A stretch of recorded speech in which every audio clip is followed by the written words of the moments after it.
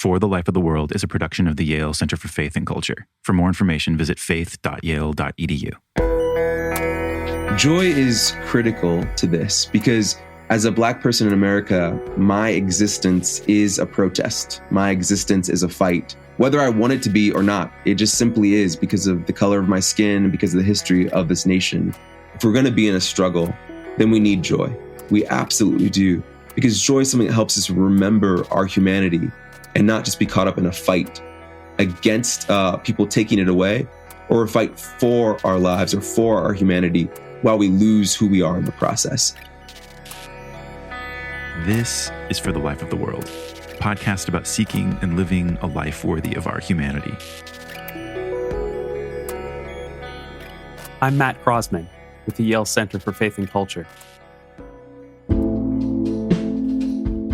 In the early hours of the morning of April 16th, 2019, in New Haven, Connecticut, 2 police officers fired 16 shots at Stephanie Washington and Paul Witherspoon, an unarmed Black couple in their car.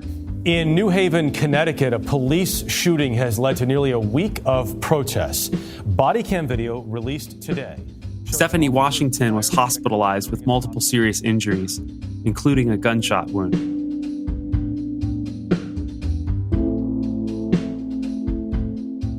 One of our core intellectual convictions at the Yale Center for Faith and Culture is that there is no view from nowhere.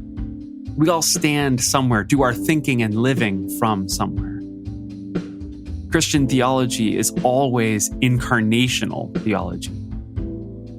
And so, while occasioned by the killings of Ahmaud Arbery, Breonna Taylor, and George Floyd, as a nation we're wrestling with the history of race in America and its impact on policing, we wanted to take this episode to dig into what God is doing here in our community in New Haven. To that end, I sat down for a conversation with Josh Williams, lead pastor of the Elm City Vineyard Church in downtown New Haven and an alum of both Yale College and Yale Divinity School. To be clear, the Elm City Vineyard is my church. Josh is my pastor, a friend and colleague. It's been an honor to learn from him over the years, and it was great to invite him to reflect on what God's been doing in our church, our city, our nation, and our world. In our conversation, Josh offers his perspective as a Black pastor leading a multi-ethnic church in New Haven, and in so doing, gives us a window into the kind of incarnational theology that we think truly makes a difference in the world. We talk about how increased attention to police-involved violence against Black life has impacted his life and vocation. He suggests the process of lament, mourning, and grief is really just the first step toward action and justice. In the midst of social action, he talks about different registers of joy that, as a discipline themselves, sustain protest and other works of justice. And finally, he speaks to the fundamentally challenging question everyone is wrestling with right now. What does it mean to love our whole city, even love our enemies? Josh, it's great to have you here. It is great to be here with you. Thanks so much for inviting me. But we were just talking the other day about the ways that your history as the lead pastor of the Elm City Vineyard has sort of has been accompanied in many ways by increased national attention on police-involved shootings since 2014. I wonder if you could just tell us a little bit of that story and maybe reflect a bit on the impact, the ways that that's impacted the life of our church and your understanding of your own vocation. Yeah. So I became the lead pastor early in the summer of 2014, but it was announced on August 10th. The day before, Mike Brown was killed in Ferguson. And that fall, if you remember, was a string of both events and then also what became known as non-indictments, times where justice was about to be served in a particular kind of way, and there was frustration among many communities that it wasn't. And that took you from something like August 2014 all the way into 2015 when the killing of Freddie Gray happened in Baltimore. And so for the first several months of my time being a lead pastor, I led a community through what it meant to be Jesus followers in a nation that was being rocked with something that's been rocked with since the beginning, racial violence, but was interpreting that in a new way as a Black pastor of a multi-ethnic church.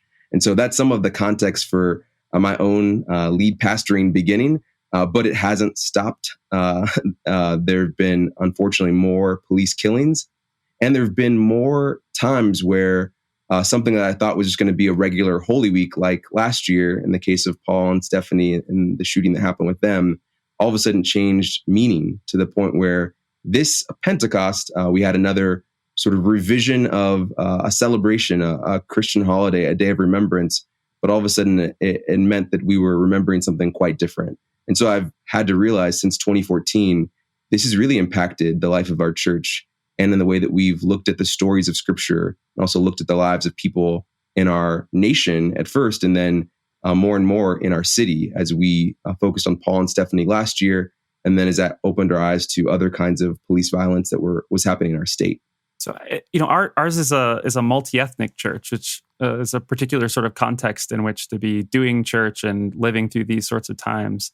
What have you learned? What have you seen us learn together as a church community, as we've tried to sort of be the church in these sorts of times and being responsive to what's happening in our city and in our nation? Yeah, I think being a multi-ethnic church is a difficult thing to be in times like these. I say that first because people of color, and especially Black folk, as they're in these church spaces, I think they wonder, is this the space for me? Is this the space where my life will be affirmed? Is this a space where I can cry in an unhindered kind of way? Is this a space where I can be myself and not have to become a teacher to someone else in the same moment that I'm grieving? And so it's been a challenge to walk that through and to have people be allowed to just be who they are without being a teacher or even a leader or someone that is feeling responsible for providing something for others. And at the same time, I've seen this be a challenge for white leaders that have had this issue kind of be at their home church, right? In a different sort of way, having a Black pastor, having a Black community at their church. There's no hiding.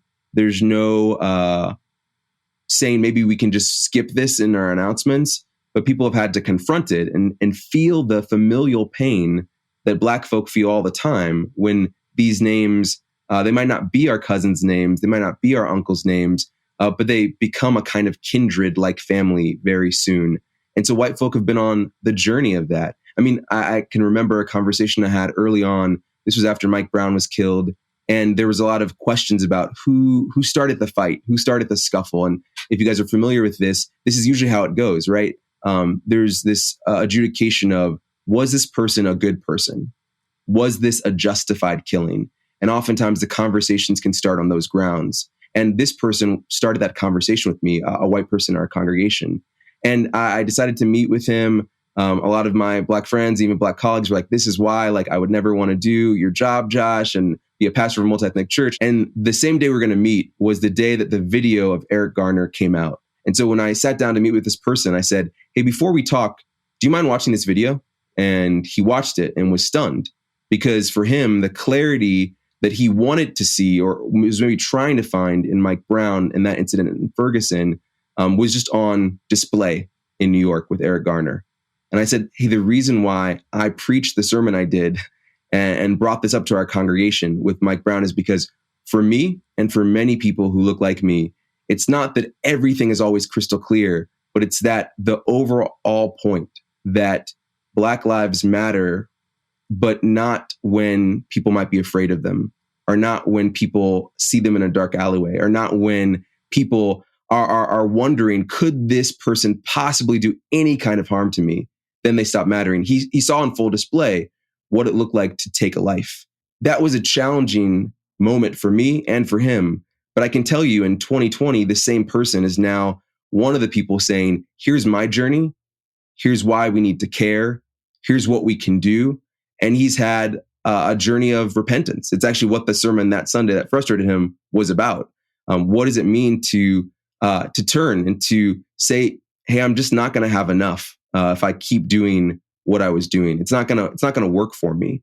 But instead, I can go down a different path, which probably will mean that my actions will have to be different. And again, I can say 6 years later, there's an incredible difference in this person. And it's not, I figured it out, but it's, I've been undone before. And so I'm willing to continue being undone myself and lead people in a journey of undoing that looks like taking off a kind of hat of a judge and a seat of a judge, and instead walking with a people that have been experiencing different kinds of racialized pain and violence for a long time.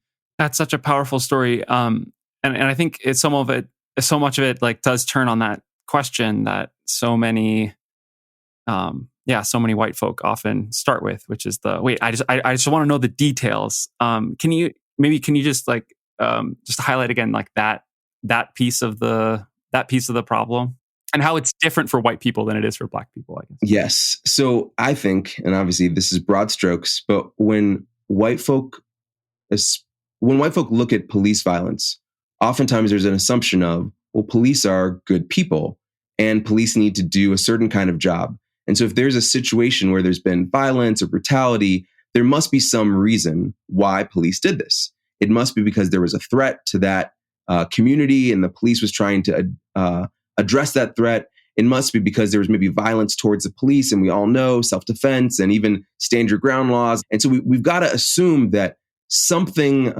went wrong with that for such a grave injustice to happen, or such a grave act of killing, I should say. That's kind of the thinking. It starts with well, this doesn't happen though, so how could it? And oftentimes, this is where we get colorful biographical details about certain people's lives. It turns out they smoked marijuana 3 years ago. There was a time 6 years ago where they had an incident that was reported by a local gas station.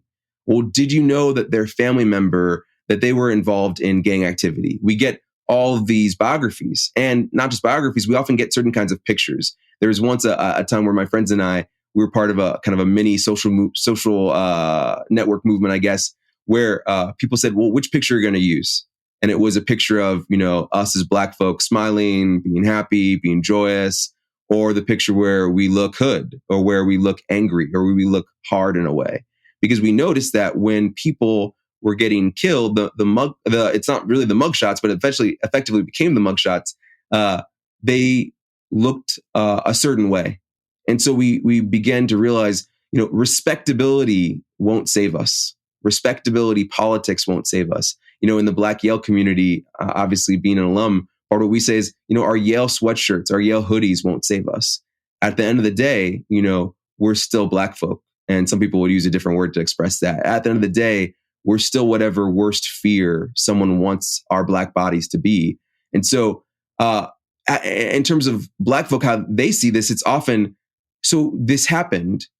Okay, what's the history of this cop? Does this cop have complaints against them? Pretty easy thing to find out, right? But it's what might be the history of this cop. And it's interesting, right? In the case of Ahmaud, in the case of George, what's coming up is these police officers had a history with them. They had seen them before. They had been to a nightclub together. They had been in some kind of altercation before. And it seems like part of this aggression and brutality and violence might have been a personal score. We don't know that, but these weren't strangers.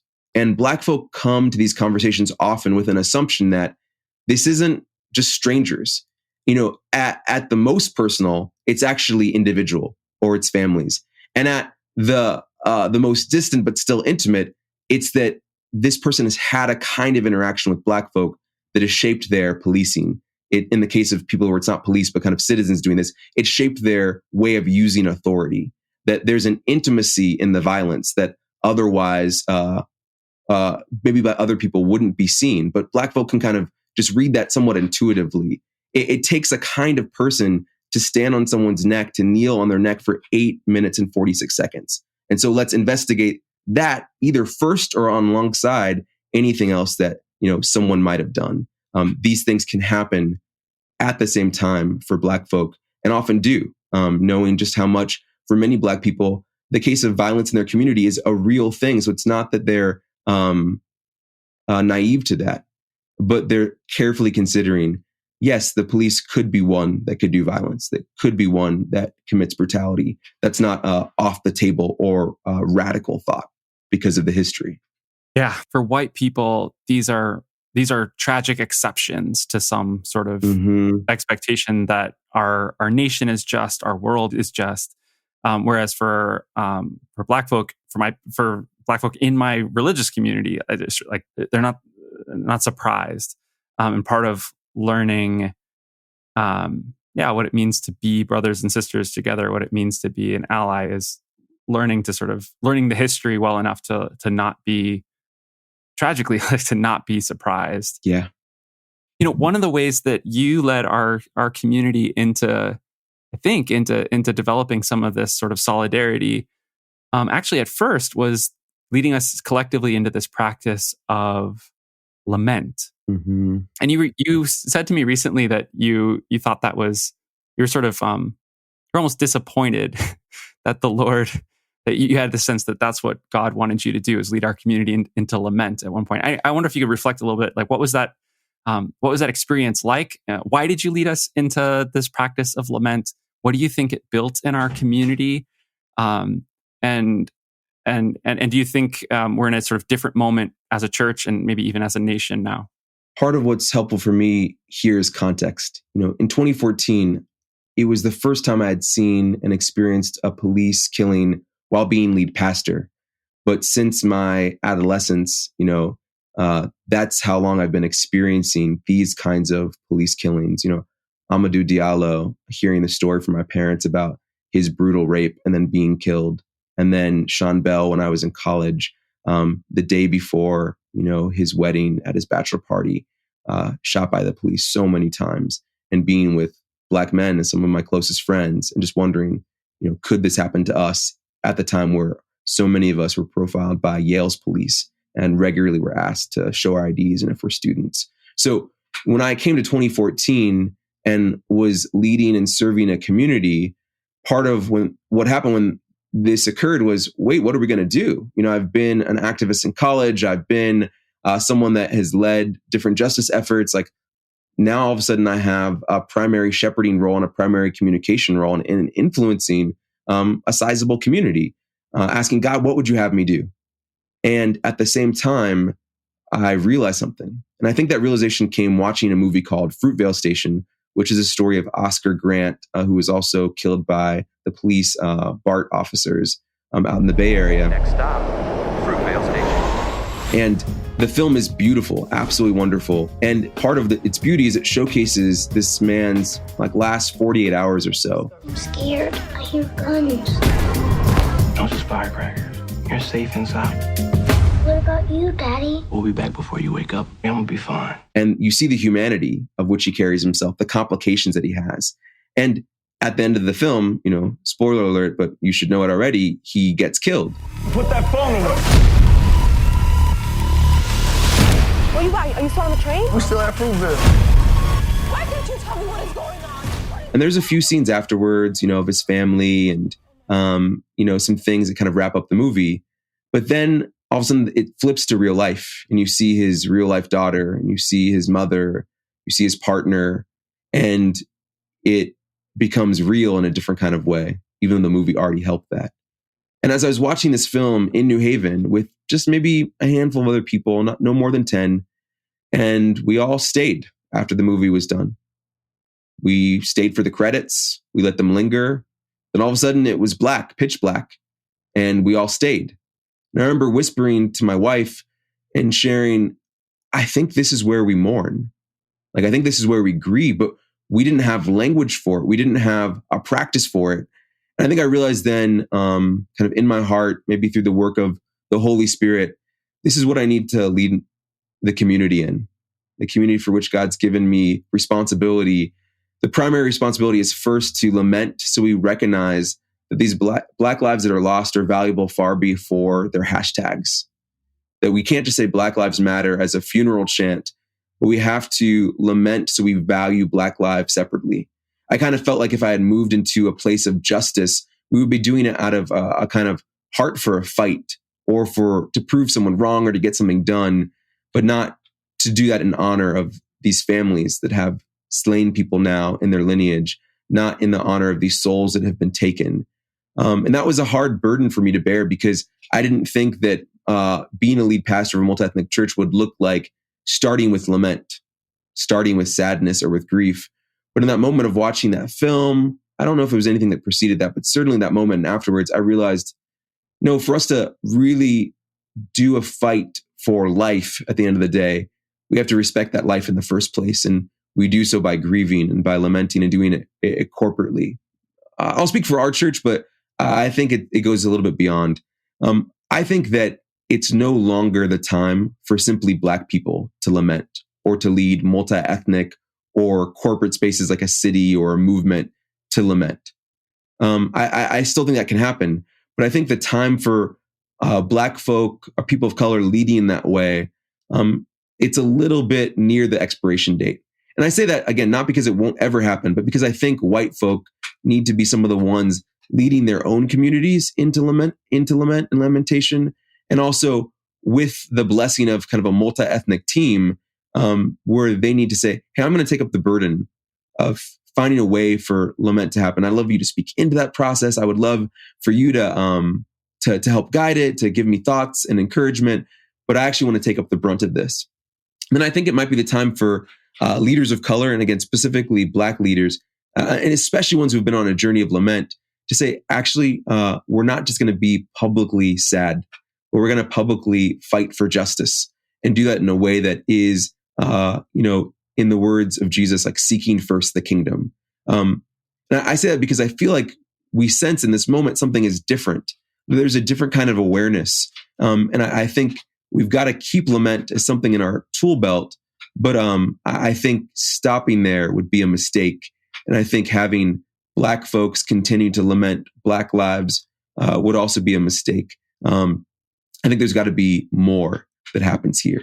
So I think that's kind of where we are at this particular juncture. Along the way, in addition to leading our community into times of lament, you've also sort of implemented an annual remembrance around Martin Luther King Day weekend, which has really become a sort of feast day for our church. You've implemented this night of joy.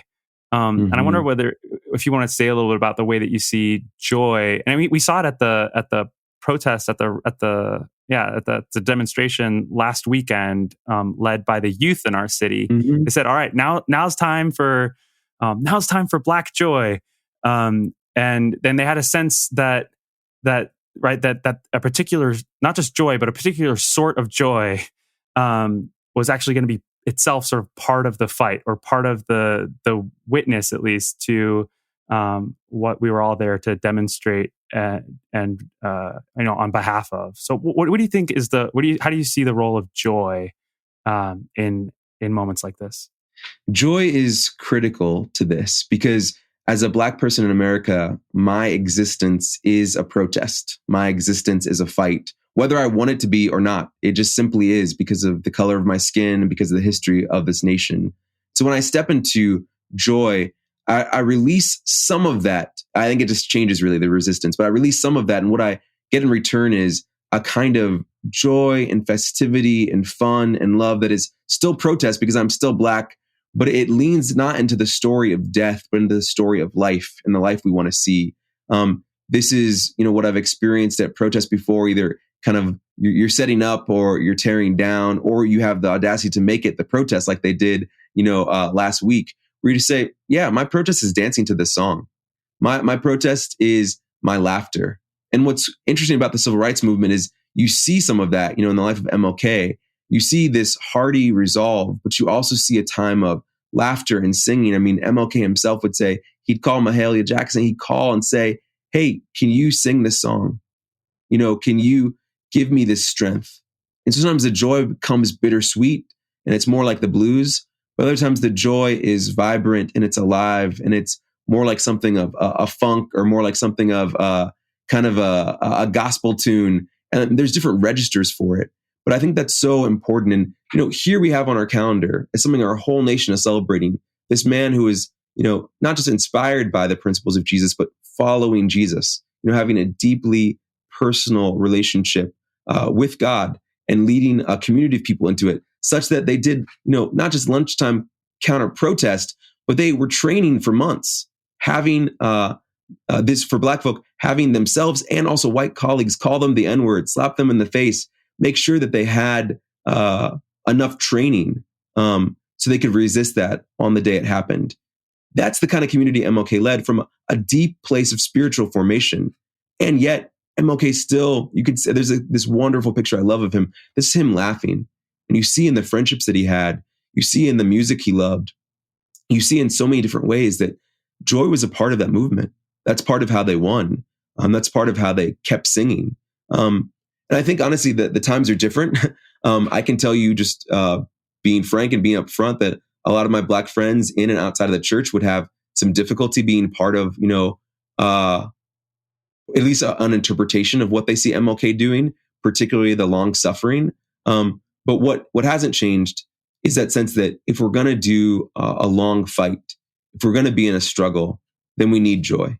We absolutely do. Because joy is something that helps us remember our humanity and not just be caught up in a fight against people taking it away, or a fight for our lives or for our humanity while we lose who we are in the process. Joy helps us remember what the fight is about in the first place. And it gives us somehow rest as we're kind of partaking in these actions of joy and habits of joy. So that's, I think, why it's so important to keep doing that on a local level, at a church level, but also to find out who are people kind of in the national scene bringing forth a kind of joy in their activism, and to see maybe they've got some of that special stuff that makes them be a person or a part of a movement I want to follow. That's so great. It resonates with also with things that we've heard as a center from Willie Jennings during our study of joy, where he said that there's joy work to be done. Joy, yes, sort of like as protest against the sort of ways of the world. That's beautiful. This podcast, the title sort of for the life of the world comes from this idea that we want to do theology, we want to live Christian lives, not just for ourselves or for some small group, but for the sake of the world, for the sake of the life of the world. But we know that there's that Dostoevsky line that I love, in which a character confesses, the more I love humanity in general, the less I love humanity in particular. So we always want to be particular and like living for the sake of the world. What do you think it means what have you learned about what it means to live for the sake of New Haven, or more specifically, to live for the sake of Black and Brown communities in New Haven? Yeah, I mean, this is one of the most challenging questions for me. Being a pastor of a multi-ethnic church that's grown more and more in having people of color, not just from our university settings, but from the city. How do you have an aim of your pastoral life that isn't just for those you gather, but one, those you want to gather, but also those you imagine, because of the mission of the church, capital C, we would want to be in great Hispanic churches, great Black churches. How do you live for them? How do you pastor for them and with them? And I think, part of that means you imagine them theologically. You imagine them in your scriptures as you read them. You imagine them not just as the other, but you start to imagine them as the disciples. You imagine them as part of the work of God. You make space for that to be something that happens in your reading. That's been powerful to try to think, when I'm thinking about, Jesus and the disciples, am I thinking about just our church, or am I thinking about a community that's been here long before I've been in New Haven, that is doing God's work and might be beat down, might be struggling, might be doing it in a place of having wanted allies and people kind of in the fight for a while. And, our church started in 2007, right? So that's one aspect of just like kind of theological imagining. Can I imagine folk? But then also, what am I doing to really get proximate? It was amazing to see a young man that you, Matt, and myself and others at our church had been a part of serving at a youth center in the early days of our church community. He's one of the speakers at the protest a week ago. That's an amazing thing to see. When you're in a city for a while, you get to grow up with people, but people just in your city. Are you thinking about them when you pastor? Are you open to actually pastoring them without them ever being a part of what you consider normally your life and community? And then the last thing is, what kind of sacrifices are you making? What real dollars in your budget, what real hours in your time are going to other kinds of people? For people of color, it might be stretching themselves for the neighborhood they're not from, from an expression of Blackness or an expression of being Latino that they just don't really know about. We're this is a surprise to some, but we're actually different, And so what does it mean to get closer and get proximate in that way? Or if someone's white, what does it mean to stand in solidarity, but also to give of resources and to build other people up, especially being directed by them in doing that, not just by your best thought of what could happen, but actually listening enough to know, I think this is where maybe some money can go, or some time can go, or some influence can go. You can do things. We have the ability, we have the time, we have resources. How can you get proximate even with the constraint? And sometimes constraint is what drives us to really beautiful, great ideas. And so I'd say no matter where you are, whether you're a congregation or just a person, what are ways that you can get proximate, but then get proximate as a curious learner that is directable, not just someone that's going to come in and swoop in and kind of do whatever they want. So you've worked quite a bit with some local organizers who are leading some of these demonstrations that have been advocating for changes in the ways that our city, the university, some of the other communities around us do their policing work. But you've also worked with the police.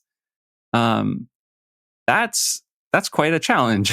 I just wonder, in recognizing the ways that various systems of injustice produce and reinforce conflicts, like the conflicts often between police and Black communities, what does it mean to love the whole city?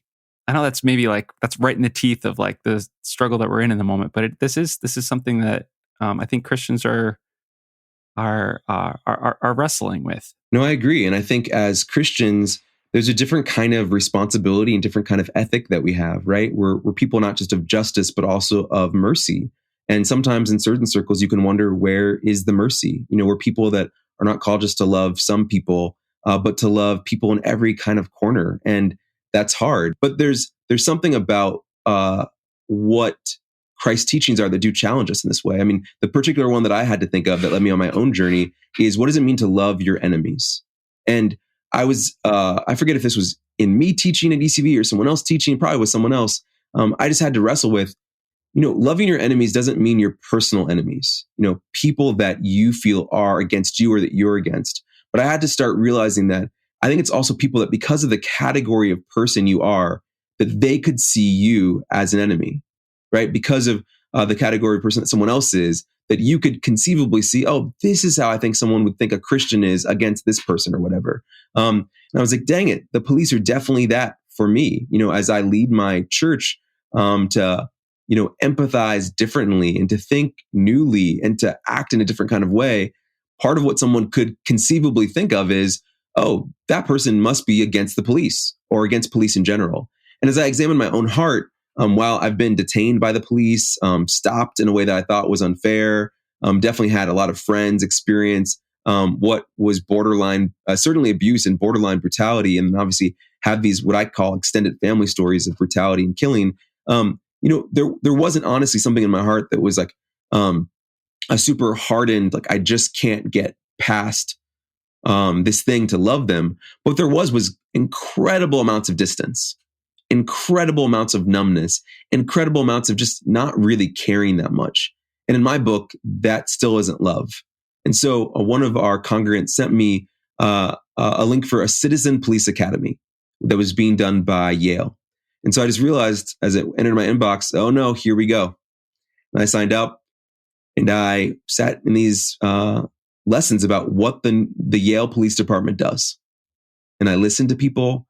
I learned, I didn't realize this, but I was going to be in class with people who were looking to apply for police jobs. They were kind of using this as a resume pad, or I didn't kind of conceive of that at the first point of thinking about this class, but they were kind of aspiring police that were in the class with me. And because it was around 2014, 2015, there were definitely people that were like, I'm watching you. Like, what are you going to tell me? What are you going to do? But it was so important for me to get proximate to them, to learn more about their job, to see that it has genuine difficulties, and to begin a journey of humanizing them.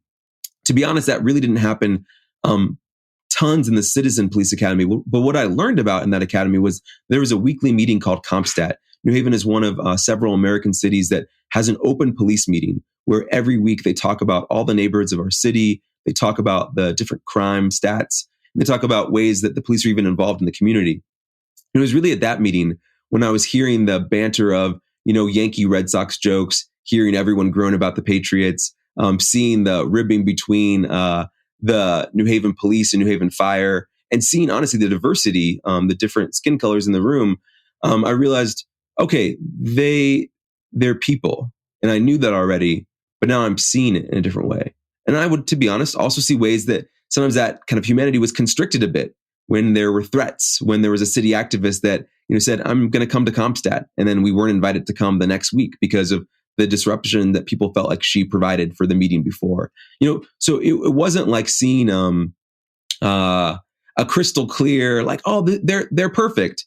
But it was seeing the mess and having the police be a part of that mess. And so that began a journey of working with the police to at least do some dialogue efforts, having a personal relationship, talking to various police chiefs individually. That's been good for me. It's been challenging.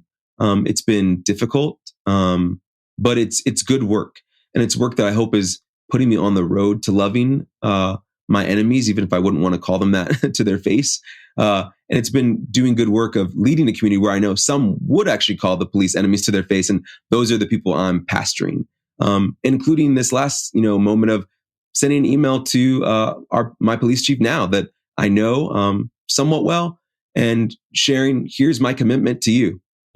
Here's my hope for you as a local church pastor, including the details of the fact that, his force tear gassed 2 of my congregants, right? That's some of our, family business together to sort out. But I felt it was important that I sent that email from a place of both personal relationship, but again, less that because we're not, good friends yet, but more as someone that's a person in the public square as a pastor. I want you to know what I'm committed to, to you. I want you to know what I'm hoping for in you. And I want that to be kind of on the table as we move forward with, many more protests and demonstrations. It was good that I'm at a place where my, not just heart is in a place, but the work that we've done as a community is in a place where there is a relationship. There is a context to love. We're not just in a vacuum. That's been really important for me as I've seen it and grown in that kind of connection with the police over the years. What are some of those hopes that you have for the police chief, if you're comfortable sharing those? Yeah. So one of the hopes I have is a deep work of understanding, and part of that understanding being,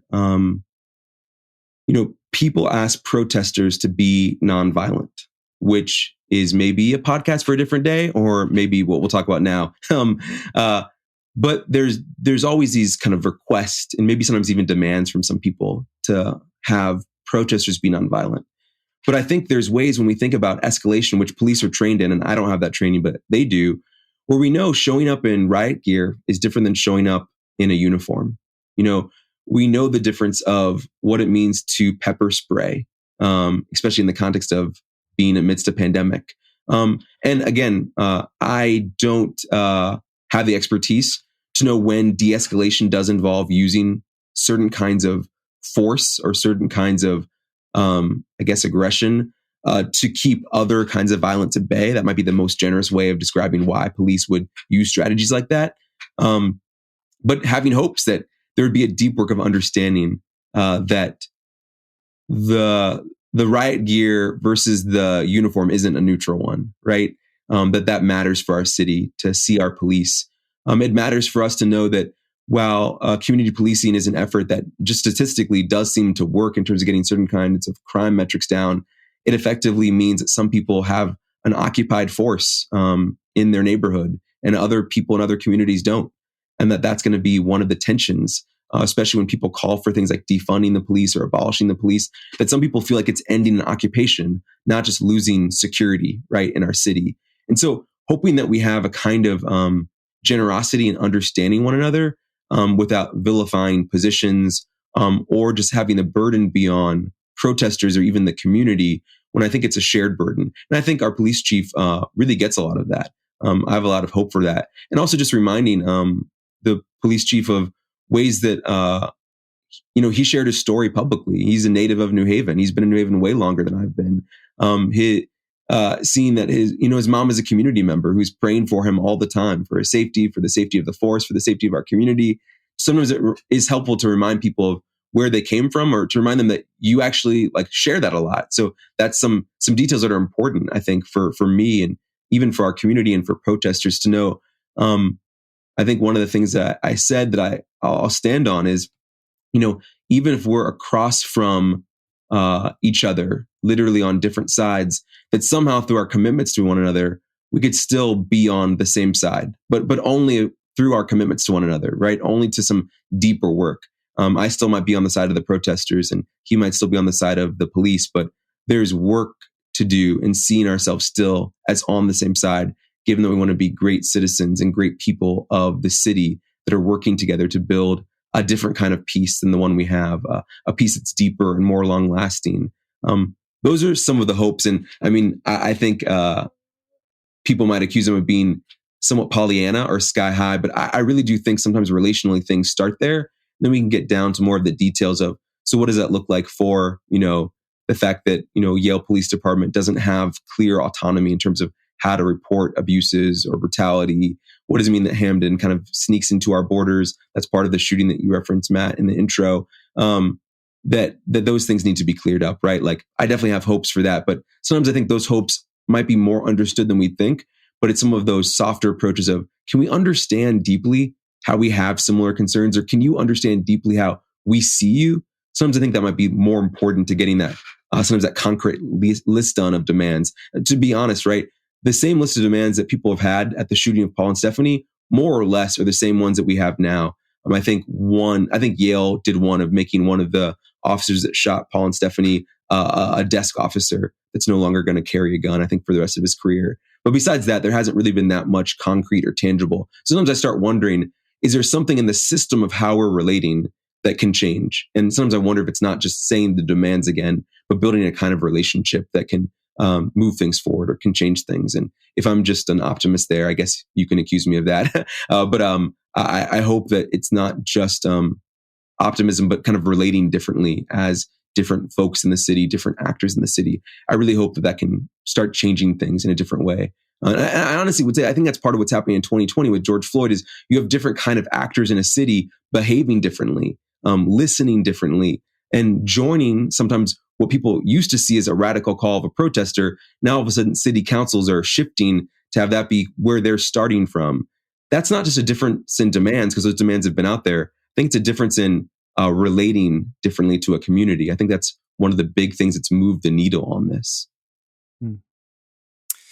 Josh, thank you so much for this conversation, and thank you for just for your candor and for your service and your leadership to our church over the years, and the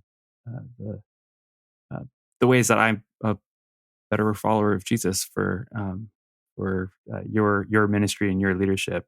Thank you for being here for this conversation. Yeah, you're welcome. It's been a joy to share and to share some stories with you guys. For the Life of the World is a production of the Yale Center for Faith and Culture at Yale Divinity School. This episode featured Pastor Josh Williams of the Elm City Vineyard in New Haven, Connecticut, along with Matthew Croasmun, director of the Life Worth Living program at Yale. I'm Evan Rosa, and I edited and produced the show. For more information, visit us online at faith.yale.edu. We'd be honored if you subscribe to the show. It's available wherever you can listen to podcasts, and new shows drop at least every Saturday. And if you've been listening to the show for a while, we sure would appreciate a rating and review in Apple Podcasts on our show page. Leaving that rating and review helps others find the show, and it gives us a good idea as to what's working and what's not. Thanks for listening. We'll be back next week.